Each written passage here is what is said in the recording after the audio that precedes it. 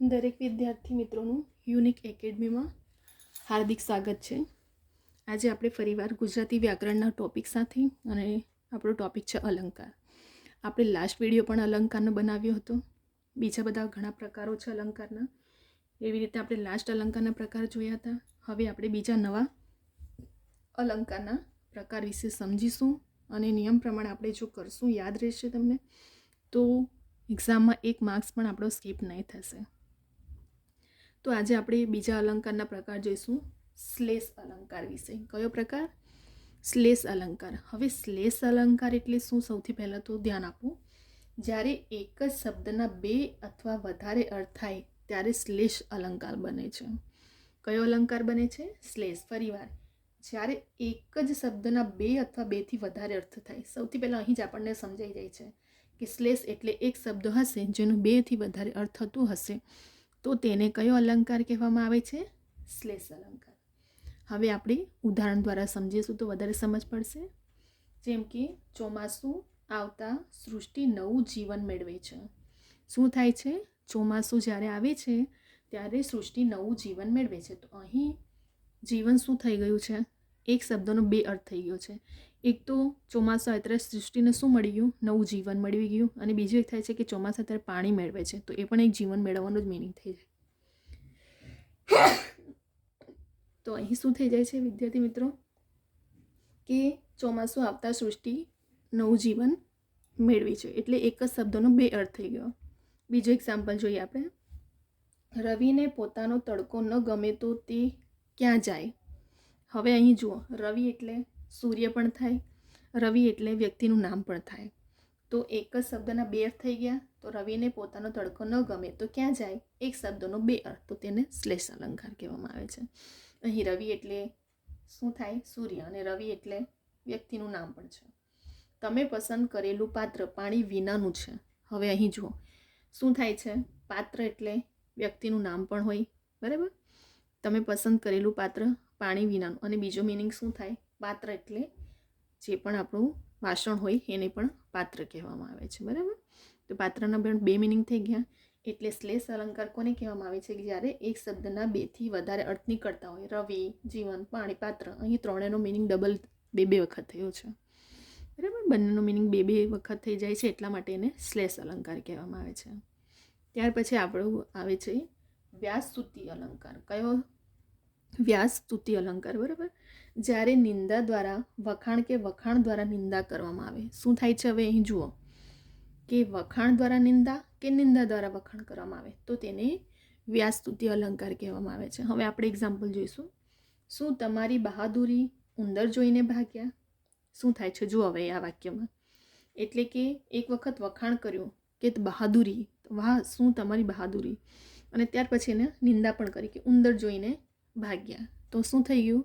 વખાણ પણ થયું અને નિંદા પણ કરવામાં આવી આ વાક્યમાં. શું તમારી બહાદુરી ઉંદર જોઈને ભાગ્યા એટલે એક વખત એમને વખાણ પણ કર્યું અને બીજી વાર એમની નિંદા પણ કરવામાં આવી. જેથી કયો અલંકાર બન્યો? વ્યાસસ્તુતિ અલંકાર. છગન માય કાંગલો નથી, પાપડ તોડ પહેલવાન છે. હવે જો અહીં માય કાંગલો કરીને એનું શું કરી? નિંદા કરી અને ત્યાર પછી પાપડ તોડ પહેલવાન કરીને એને વખાણ કરવામાં આવ્યા, બરાબર? એટલે એક વખત નિંદા હોય કે વખાણ દ્વારા નિંદા કે નિંદા દ્વારા વખાણ કરવામાં આવે તો તેને વ્યાસસ્તુતિ અલંકાર બની જાય છે. હવે ત્રીજું જુઓ. સમીરને છેલ્લી પાટલી પર બેસવાનો શોખ છે. હવે છેલ્લી પાટલી પર બેસોને એની શું કરવામાં આવી કે એ ક્યાં બેસે છે? છેલ્લી પાટલી. તો નિંદા પણ કરવામાં આવી અને એક વખત એને વખાણ કરવામાં આવે કે તો એનો શોખ પણ છે. તો અહીં પણ શું થયું? એક વખત વખાણ દ્વારા નિંદા અને નિંદા દ્વારા વખાણ કરવામાં આવી રહી છે, બરાબર? એટલે કેમ કે આ વ્યાસસ્તુતિ, સજીવારોપણ આ બધા અલંકાર છે ને મોસ્ટલી એક્ઝામમાં પૂછાતા અલંકાર છે એટલે થોડું વધારે ફોકસ રાખજો આ અલંકાર પર. ફરીવાર, નિંદા દ્વારા વખાણ કે વખાણ દ્વારા નિંદા કરવામાં આવે તો તેને વ્યાસસ્તુતિ અલંકાર કહેવામાં આવે છે. શું રિવિઝન એકવાર કરી લઈએ. શું તમારી બહાદુરી ઉંદર જોઈને ભાગ્યા. અહીં વખાણ પણ થયું અને ઉંદર જોઈને ભાગ્યો, નિંદા પણ કરવામાં આવી. છગન માય કાંગલો નથી, માય કાંગલો એનું નિંદા કરવામાં આવી. પાપડ તોડ પહેલવાન છે તો એની શું કરવામાં આવી? વખાણ કરવામાં આવ્યું.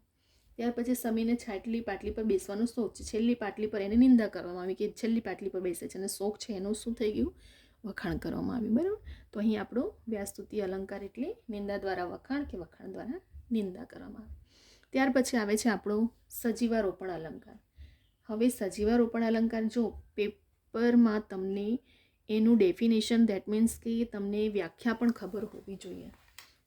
કે તમને પૂછે કે જ્યારે નિંદા દ્વારા વખાણ કે વખાણ દ્વારા નિંદા કરાવો તેને કયો અલંકાર કહેવામાં આવે, તો તમને ખબર હોવું જોઈએ પછી વ્યાખ્યા કે તેને વ્યાજસ્તુતિ કહેવામાં આવે.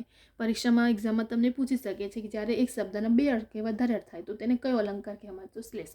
આપણે તો બધી રીતે પ્રિપરેશન હોવી જોઈએ. પેપર સેટર આમથી આમ ફેરવે કે આ બાજુથી આમ ફેરવે, બરાબર. પરંતુ આ બધું તમને ક્યારે ખબર હશે, જો તમે ધ્યાનથી વિડીયો કમ્પ્લીટ કર્યું હશે, બધા નિયમો સમજ્યા હશો, તો તમને આ વસ્તુની સમજ પડશે, બરાબર. હવે સજીવારોપણ, તો જ્યારે નિર્જીવ વસ્તુમાં સજીવના ભાવોનું આરોપણ કરવામાં આવે તો તેને સજીવારોપણ અલંકાર કહેવામાં આવે છે. હવે એક્ઝામમાં પૂછી શકે છે વ્યાખ્યા તરીકે કે જ્યારે, કેમ કે લાસ્ટ યરના પેપરમાં પૂછાયા છે, મેં ઘડી તમને રિપીટ કરું છું કે જે સ્ટુડન્ટ નવા છે એમને કદાચ ખબર નહીં હશે, પરંતુ લાસ્ટ યરના પેપરોમાં ઘણી વખત વ્યાખ્યાને ફેરવીને પણ પૂછવામાં આવ્યું છે કે નિંદા દ્વારા વખાણ કે નિંદા વખાણ દ્વારા નિંદા, તો તેને કયો અલંકાર કહેવામાં આવે. નિર્જીવ વસ્તુને સજીવના ભાવનું આરોપણ કરવામાં આવે તો તેને કયો અલંકાર કહેવામાં, તો આપણને પછી ખબર હોવું જોઈએ. કાં તો તમને ફેરવા માટે ખાલી સજીવારોપણ અલંકાર એટલે શું, એટલે તમને આ સ્ટેટમેન્ટ નીચે મૂકી દેશે. હવે તો સ્ટેટમેન્ટ ટાઈપનું વધારે થઈ રહ્યું છે, બરાબર, પેપરને લોંગ કરવા માટે. તો આપણે બધી રીતે પ્રિપરેશન રાખવાની છે, બરાબર. સજીવારોપણ એટલે નિર્જીવ વસ્તુમાં સજીવના ભાવોનું આરોપણ કરવામાં આવે. એક્ઝામ્પલ જોઈએ આપણે. દાદાજીની વાતો સાંભળીને વૃક્ષો પણ માથું હલાવતા હતા. હવે શું થયું અહીંયા, જો નિર્જીવ વસ્તુ એક તરફથી લઈએ તો વૃક્ષને દર્શાવવામાં આવ્યું અને એ માથું હલાવે છે, તો માથું હલાવવું એ શું થઈ ગયું, સજીવનો વ્યક્તિનો ભાવ દર્શાવવામાં આવ્યો, બરાબર. સડક પણ પડખું ફરીને સૂઈ ગઈ. હવે સડક એ શું, નિર્જીવ વસ્તુમાં પરંતુ એમાં સજીવનું આરોપણ ફરીને સૂઈ ગઈ, તો સજીવનું આરોપણ કરવામાં આવ્યું, સજીવ વ્યક્તિ જે રીતે કરે એવી રીતે. હાંફી ગયેલો શ્વાસના પગને તપાસીએ, તો હાંફી ગયેલો શ્વાસને એના પગને તપાસીએ, બરાબર. તો એ પણ શું થયું, તમારું નિર્જીવમાં સજીવનું આરોપણ કરવામાં આવ્યું.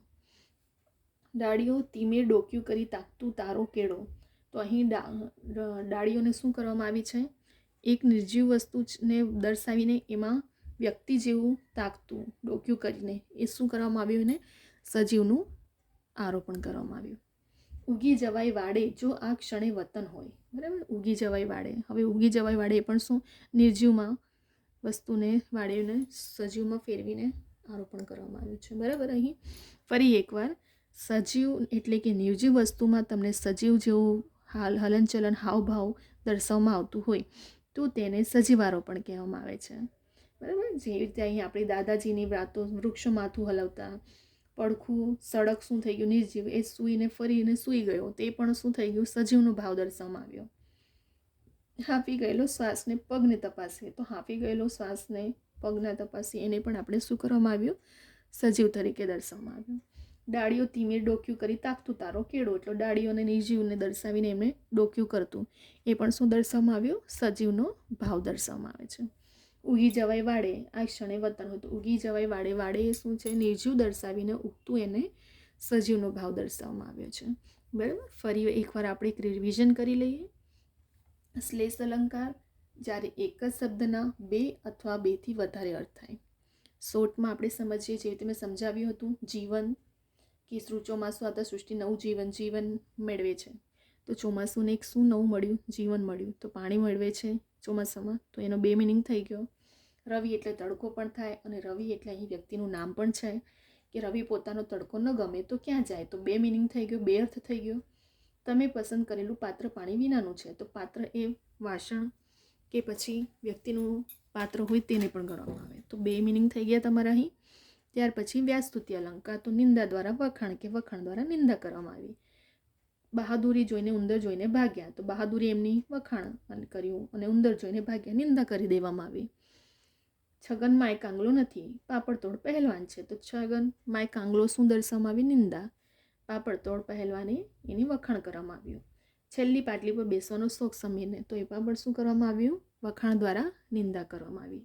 સજીવારોપણ એટલે નિર્જીવ વસ્તુમાં સજીવના ભાવોનું આરોપણ, નિર્જીવ વસ્તુ એ તેને વ્યક્તિ જેવું કે સજીવ જેવું દર્શાવવામાં આવે છે. દાદાજીની વાત સાંભળી વૃક્ષો માથું હતા, વૃક્ષો નિર્જીવ અને જેમાં માથું હલાવતા એ સજીવનું. સડક નિર્જીવ છે, જેમાં પડખું ફરીને સૂઈ ગયું, તો એ સજીવનો ભાવ. હાંફી ગયેલો શ્વાસને પગને તપાસી, એ પણ સજીવ દ્વારા નિર્જીવ દ્વારા સજીવને દર્શાવવામાં આવ્યું.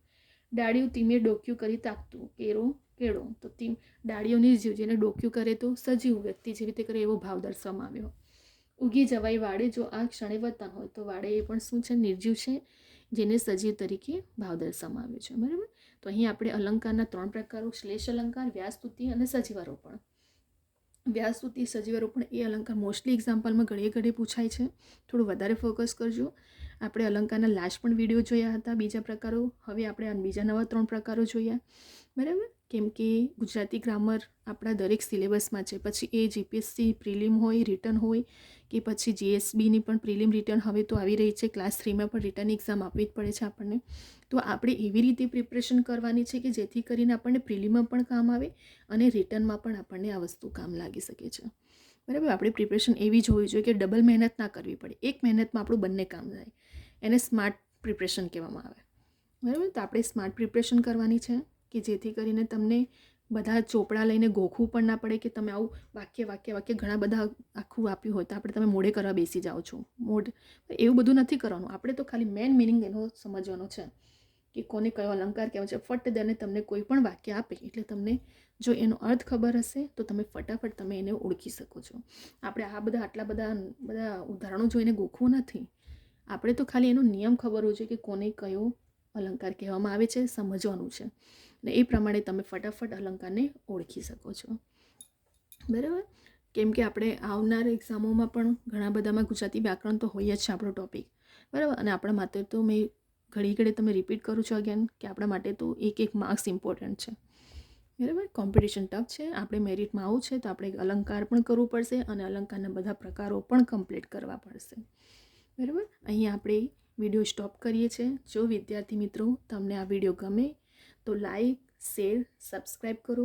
બીજા બધા વિદ્યાર્થી મિત્રોને પણ શેર કરો આ વિડીયો, કે જેથી કરીને દરેક વિદ્યાર્થી મિત્રો સુધી આ વિડીયો પહોંચે અને તમારી પાસે પણ મટીરિયલ રહે. તમે સ્ક્રીનશોટ લઈને કાં તો એક નોટબુકમાં તમે આ પોઈન્ટ ટુ પોઈન્ટ બધું લખી લો એક્ઝામ્પલ સાથે, જેથી કરીને એક્ઝામમાં તમને ખાલી રિવિઝન કરવાનું રહેશે કે તમે ઓળખી શકો છો ફટાફટ. બરાબર. અને બીજા બધા વિદ્યાર્થીને પણ શેર કરજો. દરેક વિદ્યાર્થી સુધી આ વિડીયો પહોંચે એવી મારી આશા છે. હવે અહીં આપણે વિડીયોને સ્ટોપ કરીએ છીએ. હવે આપણે નેક્સ્ટ વિડીયો લઈને આવશું જેમાં બીજા બધા પણ ઘણા બધા ગુજરાતી વ્યાકરણના હું ટોપિક લઈને આવીશ. બરાબર. અને મારી એવી આશા છે કે તમે આવું બધું ગોખવા ચોપડા લઈને બેસો નહીં.